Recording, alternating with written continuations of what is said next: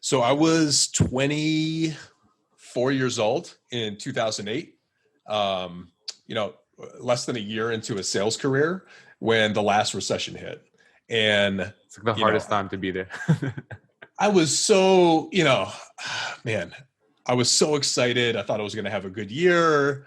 I had all these goals for myself. And then like the bottom came out of the market and customers weren't buying what I was selling. I had family members get laid off. I had friends got laid off. What were you I live selling? in, I was at a staffing company. So I was selling recruiting services like I am Gotcha. now, which not a lot of people were hiring back then.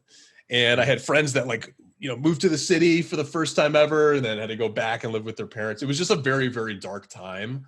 And when you're in it, you can't see the light at the end of the tunnel, especially if it's the first time you're going through adversity like that.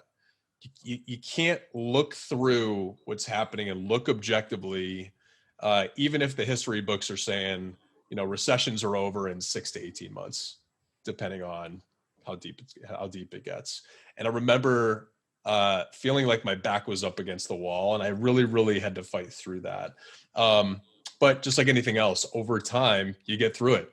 The economy Mhm. picks back up, customers start buying a little bit more. So going into this recession, I almost was battle tested 10 years ago. And I very much enjoyed the 10-year bull market that we had as a business professional. As an investor, I enjoyed the 10-year bull market, but those things don't last forever. So when Right. this one hit, it hit a little bit more sharply. As an entrepreneur, as a business owner, buck stops with me now, which wasn't the case 10 years ago.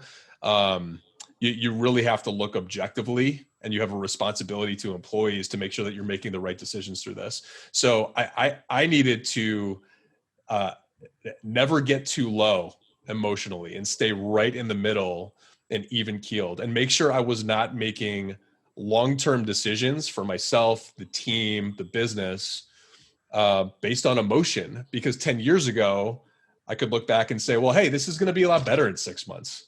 And 12 Mhm. months later, we're going to get through it. So I know that if I work hard, the team works hard, we make we make as best of decisions that we can given the information that we have. We're going to get this through this thing.